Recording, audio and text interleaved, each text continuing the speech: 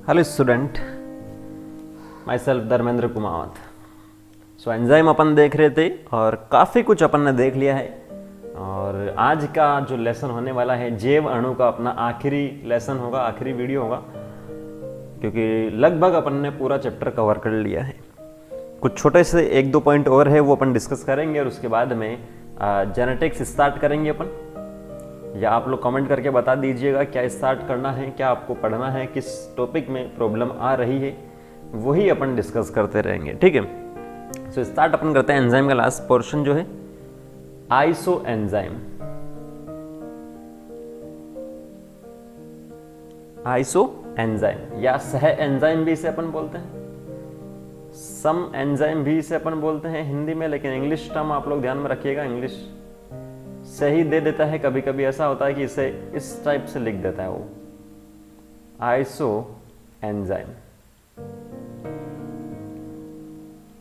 ठीक है, आइसोजाइम भी इसे अपन बोलते हैं। अब है क्या ये आइसो एंजाइम? कुछ एंजाइम ऐसे होते हैं जो एक ही जीव में, जैसे सपोज कर लो ये कोई भी जीव है, जीवित जीव है, तो इसमें मिलने वाले कुछ एंजाइम ऐसे होते हैं जिनका जो आणविक रूप होता है, ठीक है, क्या होता है उनका आणविक रूप जो होता है, किसका? एंजाइम का। जीव है, इसके अंदर मिलते हैं एंजाइम, और इस एंजाइम का जो आणविक रूप है, मॉलिक्यूलर जो फॉर्म है, वो एक से ज्यादा होती है। ठीक है, आणविक रूप जो है एक से ज्यादा होती है, एक ही एंजाइम की जो अपन बात कर रहे हैं।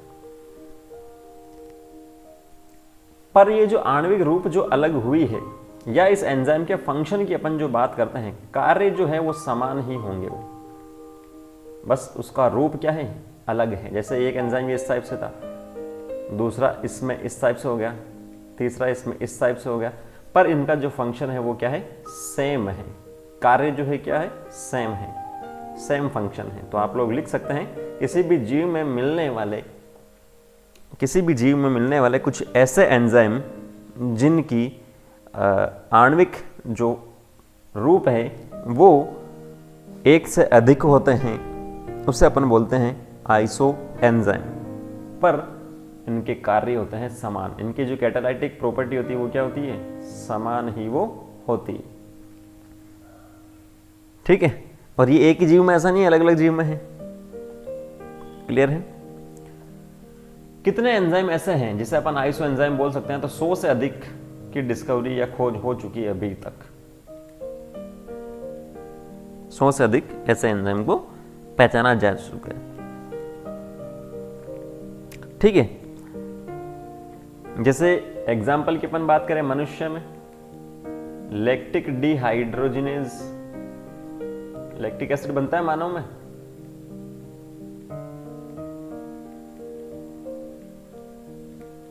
तो ये जो लैक्टिक डिहाइड्रोजिनेज है, इसके लगभग 5 फॉर्म होते हैं मनुष्य में। कितने? 5। मनुष्य के अलावा अपन बात करते हैं कुछ दूसरे पदार्थ में, अल्कोहल डिहाइड्रोजिनेज होता है,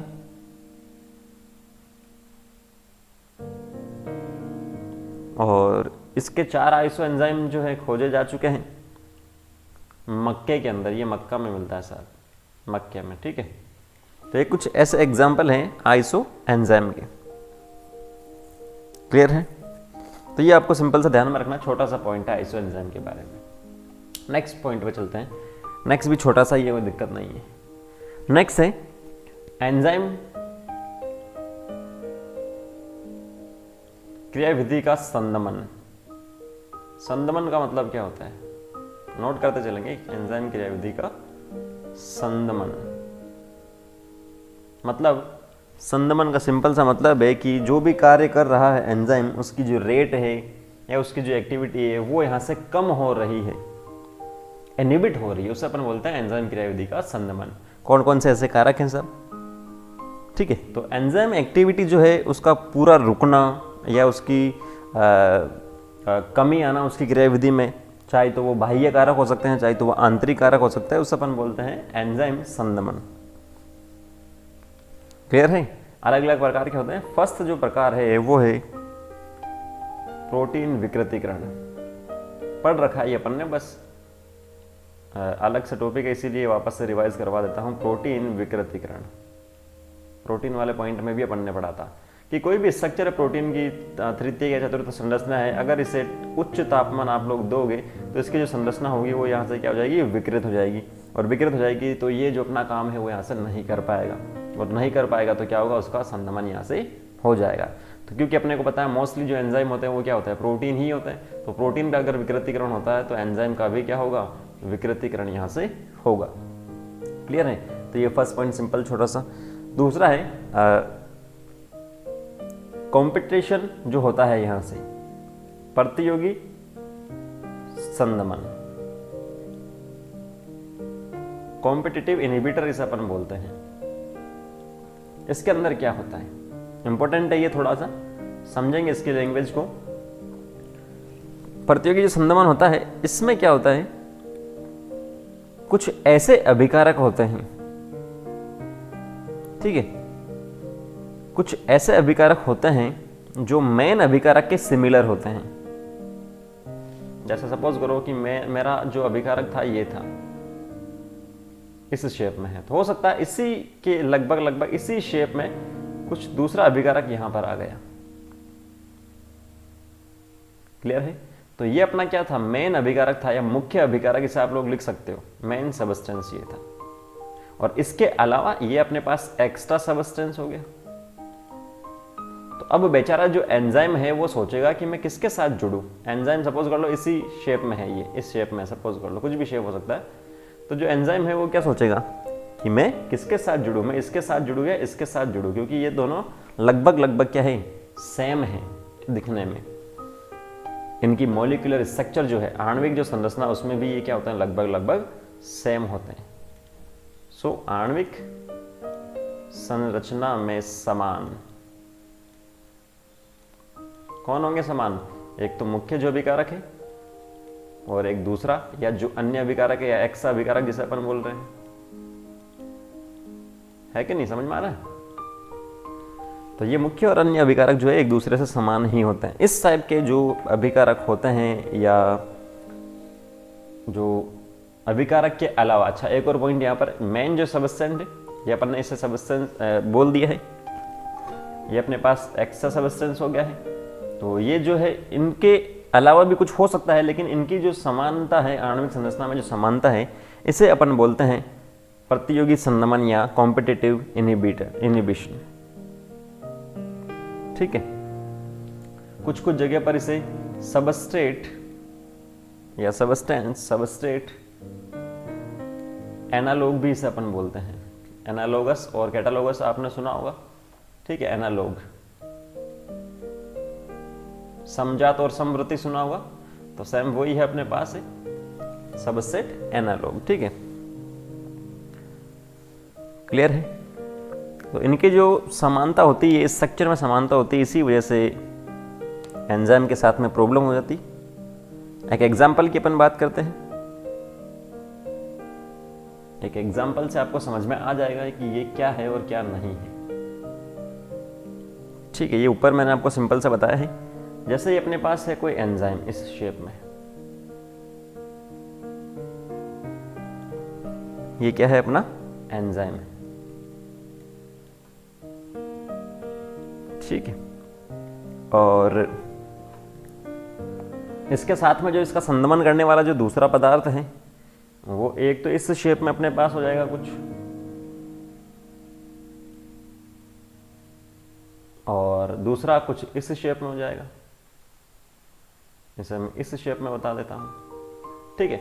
तो ये एंजाइम है और ये अपने पास क्या हो जाएगा, अभिकारक हो जाएगा, सबस्ट्रेट जिसे अपन बोल रहे हैं। तो अब दिखती सी बात है, यहां पर आप लोग देख सकते हो कि ये जो इसकी साइट है, यहां पर ये वाला जो पोर्शन है इससे सेम है, इसमें ये वाला पोर्शन क्या है, सेम है। तो इसके साथ जुड़ने के लिए क्या करेंगे, ये कंपटीशन करेंगे। ठीक है? तो अगर इसके साथ में अब रिएक्शन जब होती है, तो जब रिएक्शन होगी तो ये अपने पास क्या था, एंजाइम था, क्योंकि एंजाइम सक्रिय स्थल अपने पास होती है। और ये जो अभिकारक था, अभिकारक में मेन सपोज कर लो ये अपने पास मुख्य अभिकारक था और ये कुछ दूसरा था, अदर था या एक्स्ट्रा था। तो ये अदर वाला जो है वो इसके साथ में आके जुड़ गया यहाँ पर, ये इस टाइप से,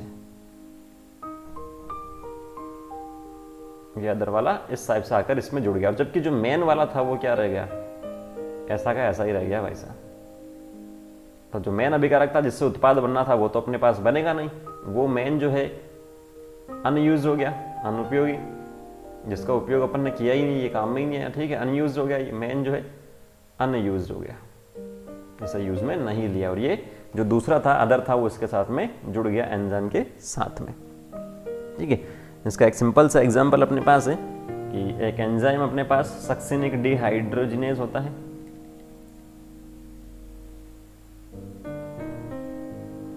और अभिकारक जो होता है, मेन जो अभिकारक होता है वो होता है सक्सिनिक एसिड,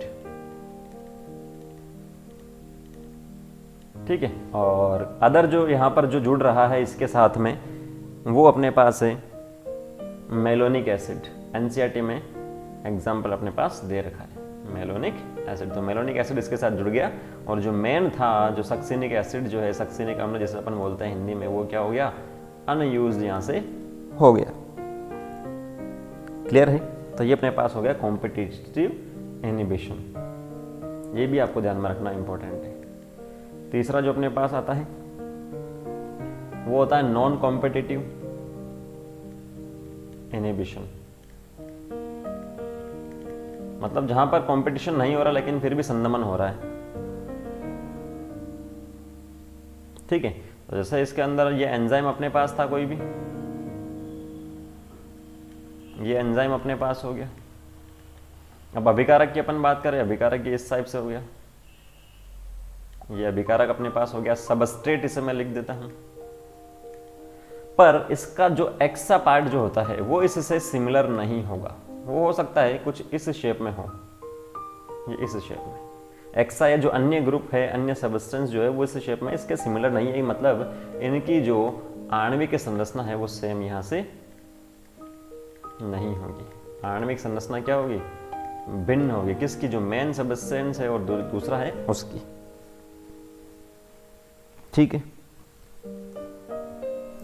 तो इसके अंदर अब क्या होगा कि जो दूसरा वाला ये वाला जो पार्ट है, ये वाला अन्य जो पार्ट है वो इस एंजाइम के साथ में तो जुड़ेगा, तभी तो इसका इनहिबिशन होगा, संदमन होगा। तो किस जगह पर जुड़ेगा ये एंजाइम की, ये तो अपने पास है सक्रिय स्थल, नोट करते चलेंगे अपनी लैंग्वेज में। तो सक्रिय स्थल पर तो ये जुड़ सकता है इस पर, ये वाला जो सबस्ट्रेट है। तो होता क्या है, ये जो अपना एंजाइम है इस टाइप में, और ये दूसरा अपने पास एक्सज ग्रुप है, इसकी सक्रिय स्थल को छोड़ दिया जाए, सक्रिय स्थल को छोड़ करके किसी दूसरे पार्ट पर ये जुड़ेगा, ये इस शेप में हो सकता है कि ये पीछे की ओर जुड़ गया। तो ये आपको ध्यान में रखना है, पॉइंट नोट करेंगे, सक्रिय स्थल को छोड़ करके किसी दूसरे पार्ट में जुड़ेगा। और जब ये जुड़ेगा तो क्या करेगा कि ये आगे वाली जो सक्रिय स्थल है उसका क्रम यहाँ से क्या कर देगा, चेंज कर देगा, सक्रिय स्थल को परिवर्तित यहाँ से कर देगा, परिवर्तित कर दिया तो ये सबस्ट्रेट इसके साथ में नहीं जुड़ पाएगा, और इसका क्या हो जाएगा, संदमन यहाँ से हो जाएगा। क्लियर है? जैसे एक एग्जांपल बता देता हूं कि साइनाइड जो होता है वो, साइनाइड जो होता है माइटोकॉन्ड्रिया के जो एंजाइम है उसका संदमन करता है, माइटोकॉन्ड्रिया के जो एंजाइम है उसका क्या करता है, संदमन करता है, ठीक है। तो ये सिंपल सा है कि एग्जांपल ध्यान में रखना है, एनसीईआरटी से बाहर अपन ज़्यादा नहीं चलेंगे। तो यहाँ पर अपना क्या होता है, ये पॉइंट भी कंप्लीट होता है एंजाइम का, और अपना चैप्टर भी होता है कंप्लीट। सो उम्मीद मैं करता हूँ आपको समझ में आया होगा, काफ़ी डिटेल्स अपन ने देखा है, ठीक है। नेक्स्ट जो है आप बता दीजिएगा कमेंट करके, कल तक का समय है, कौन सा लेसन आप लोग पढ़ेंगे और उसी के अकॉर्डिंग पढ़ाई अपन करेंगे। सो कोई भी डाउट है तो कमेंट करके बताइएगा। देखने और सुनने के लिए शुक्रिया।